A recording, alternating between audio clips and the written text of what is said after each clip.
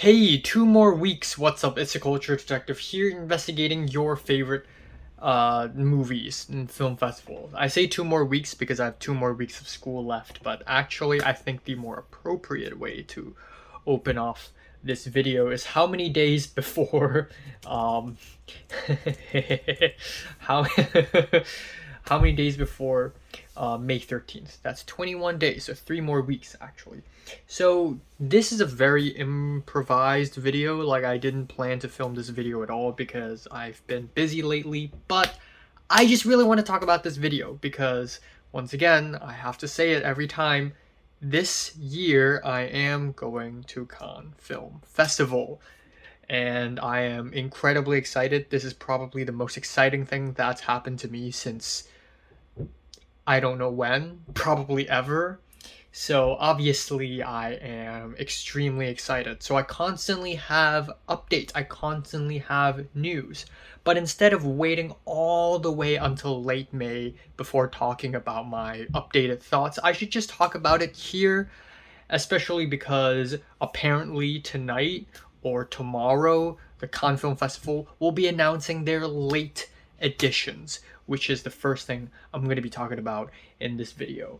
So, uh, a week ago, more than a week ago, Cannes basically announced their lineup for this year's competition, and there's mixed responses. A couple of people I know thought that it was kind of lukewarm and kind of disappointing, and a couple of other people I know thought that it is a fantastic lineup.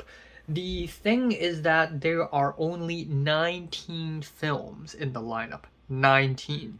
Usually, the Cannes Film Festival shows, like, selects about 20 to 23 films in the competition, which means that it's very likely that they will add 2 or 3 or 4 more films in the collection. And that's being optimistic. So let's just say 3. So let's just assume that Cannes will add 3 more films to the competition. Now, this is especially important for me because if you have been keeping up with my videos, you would know that my top 3 most anticipated films for this year's Cannes is The Way of the Wind, No Other Choice, and Resurrection. And none of those 3 films were selected in the competition. Some of them are probably not even finished. So as you can probably tell, I'm patiently waiting for the late editions. So right here beside me, you can see my predictions of what will be included in the late editions and what will not. First off, we have the most likely films. I personally think that the most probable edition is Lynn Ramsey's Die My Love. Now, I'm not extremely familiar with Lynn Ramsey's work, but I recently saw Ratcatcher, thought it was really good, and apparently Die My Love is already screened for the Cannes people. So, yeah. Also, I got most of my source and most of my information from this website called World of Real, and honestly, we should all take him with a grain of salt. We don't really know how accurate he is, but it's either him or Variety or Deadline that's reporting the most updated news about the Cannes Film Festival. Okay, my other most likely edition is Bi Gan's Resurrection. It is a little bit less likely.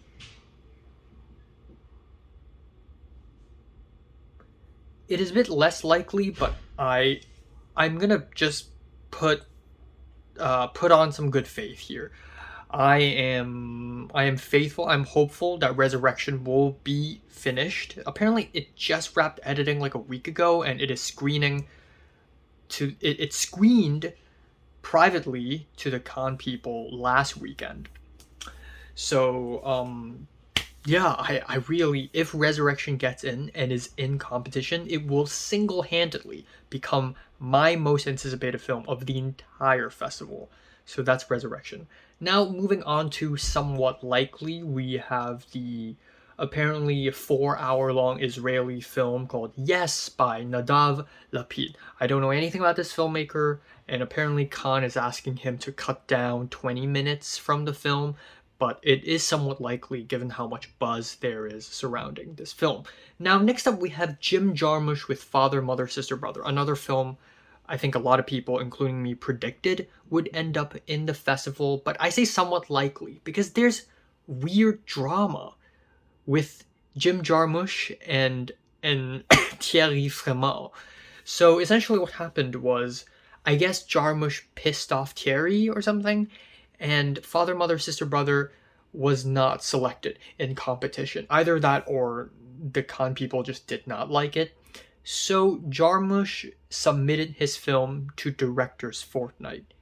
But then somehow, right before Directors Fortnight announced their selection, the con people pulled Father, Mother, Sister, Brother away from Directors Fortnight.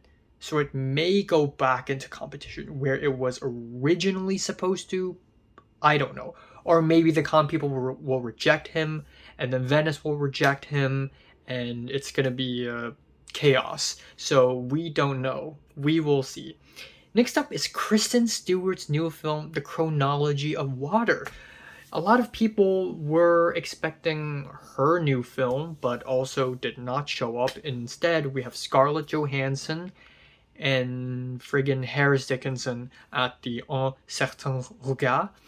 So where's Kristen Stewart? Maybe it's coming back. Even if it comes back, even if it is selected, it's probably not going to end up in competition. It's probably going to be an addition to Un Certain Regard or Kunzan, like Director's Fortnight, who knows. Now, in my somewhat unlikely section, I have Il Dico Enyedi, Silent Friend. This film stars Tony Leung and Lea Seydoux. Both of these people are con regulars. Why is this film not mentioned at all? There's no news about this film, but it still has a slight chance of suddenly showing up. There's also Hlinur Pálmason with The Love That Remains, which is an Icelandic film that is getting mentioned a little bit here and there, but not that much. Now we have the most highly unlikely section here, which are films that I really wish would be there, but honestly the chances are really slim. The third most unlikely is Greg Araki's new film I Wonder Sex, mainly because no one's talking about it, and it's freaking Greg Araki. Like, you'd think that everyone would be talking about this film. Charlie XCX is in this film, by the way. I mean, everyone should be talking about this, right? Next up, Park Chan-wook's No Other Choice. This one hurts because the truth is Park Chan-wook finished filming it back in January. There's no way on God's green earth will they finish post-production in 4 months. There's no way. Now, there's still a slight hope because, I don't know, there is a slight hope, but it's so slight that, you know what, if I was Park Chan-wook, I'd probably think, this is my logic, right? If I'm imagining myself as Park Chan-wook, okay, so I just won Best Director for Decision to Leave. That's great. Why don't I try Venice? Maybe I should try something new. Maybe I should try something different. So I think it's even more likely that No Other Choice would be submitted to Venice instead of Cannes. Okay, and most unlikely is The Way of the Wind. Man, this film is the new Jodorowsky's Dune. It will never get made. I swear to God, it will never be finished. I swear to God. I swear to Jesus. I swear to all the 12 disciples that it will never be done. Apparently, it is not submitted to Cannes. It's not finished editing, and yeah, my hopes were too high, I guess. But hey, who knows? Maybe it still has a chance. Maybe it still has a 0.000000001 chance, times 10 to the power of negative 1,000. Okay.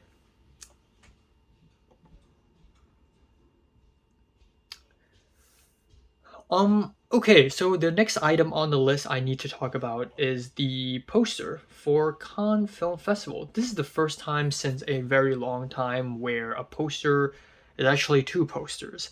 It's a double poster featuring Anouk Aimé and Jean-Louis Trintignant. I'm sorry, Trintignant.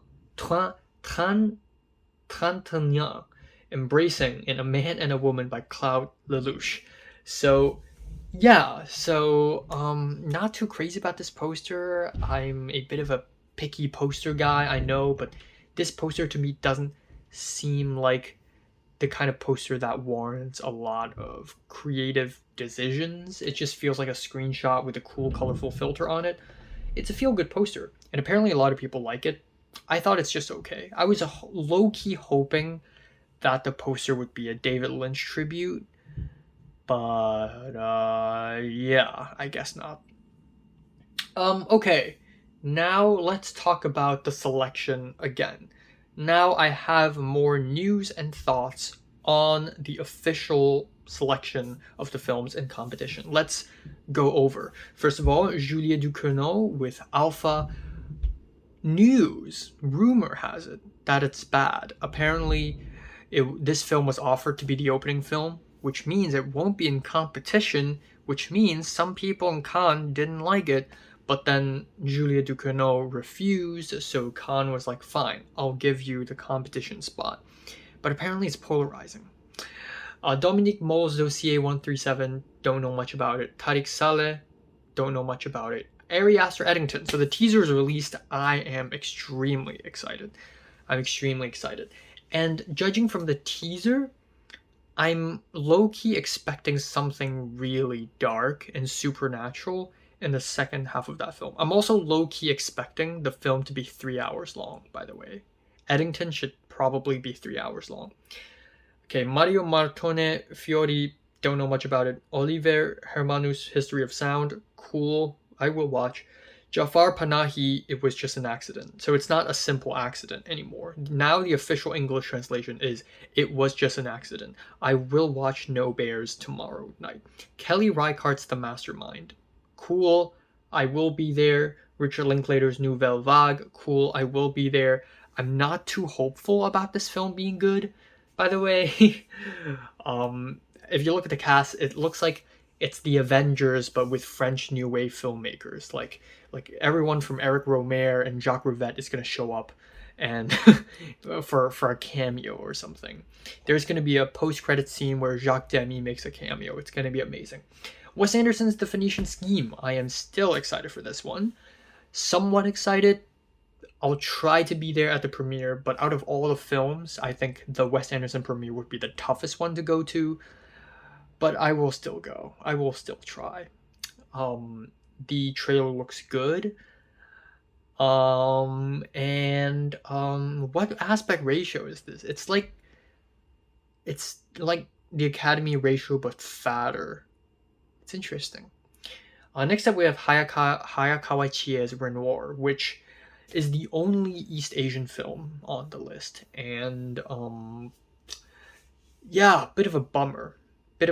I hope Bi Gan's Resurrection makes it. But I'm excited. The trailer didn't excite me that much, though. It doesn't look that interesting, but we'll see. Kleber Mendonça Filho with O Agente Secreto. I will be there.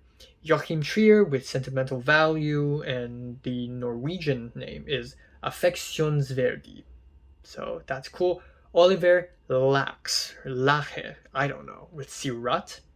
Okay, this one I really want to talk about. Masha Shilinsky with Sound of Falling, or in formerly known as The Doctor Says I'll Be Alright, but I'm Feeling the Blues.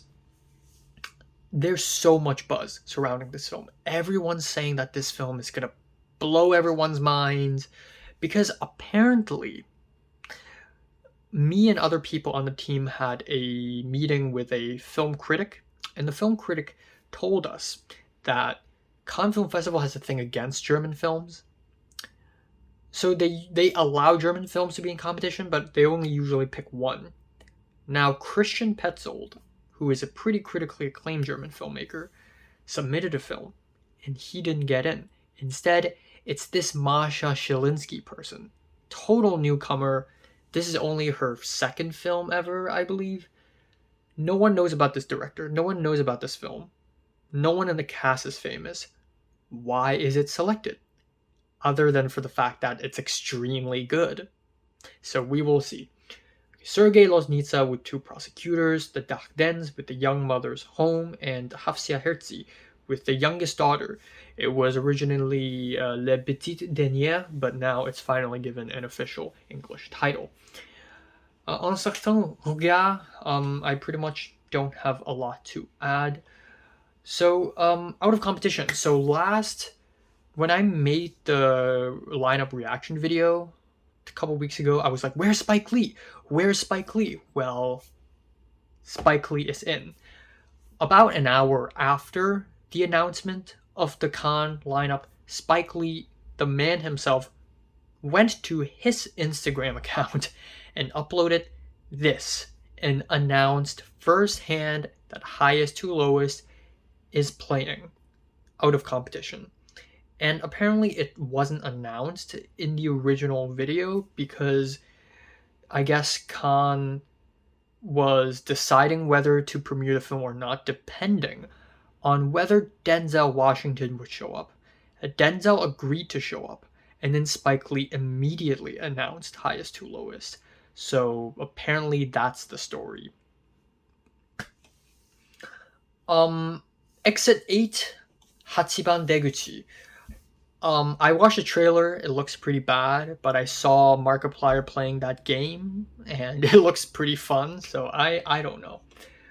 Okay, so now we have the parallel sections. Following a few days after the Cannes lineup announcement, they finally announced Semaine de la Critique, which is Critics Week, and also Quinzaine des Cinéastes, which is Directors Fortnight, and Acide.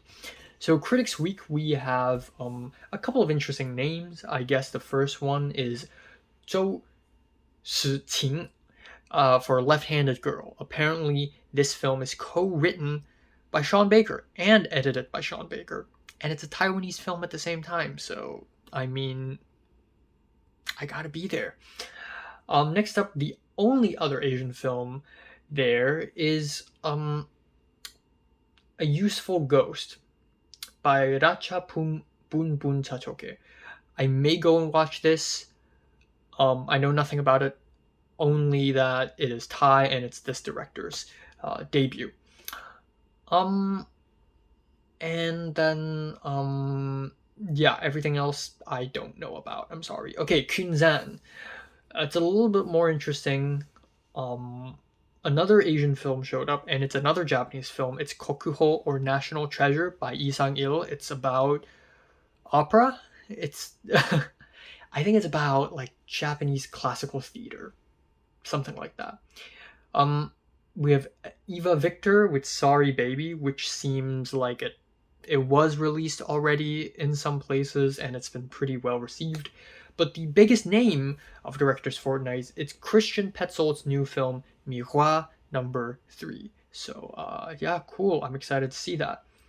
Okay, Acide. I don't know a single filmmaker here, but there's a documentary here called Put Your Soul on Your Hand and Walk. And after this film was announced to be in competition for Acide, the subject of the documentary and her entire family were killed by Israel. So that is horrifying. That is very fucked up. And I think I'm going to see this documentary. It's going to really traumatize me, but I kind of have to see it now. And yeah, these are the films I am interested in seeing, I guess. If any of you are going to Cannes, I don't know, let me know. Like, I don't know. So far there's that. Now, aside from Cannes, I will also be traveling a little bit in southern France, so excited for that as well. And Alice Rohrwacher is announced to be the jury president for Camera d'Or, which is the award for best new film from a new filmmaker. And yeah, that's it. I will keep y'all updated.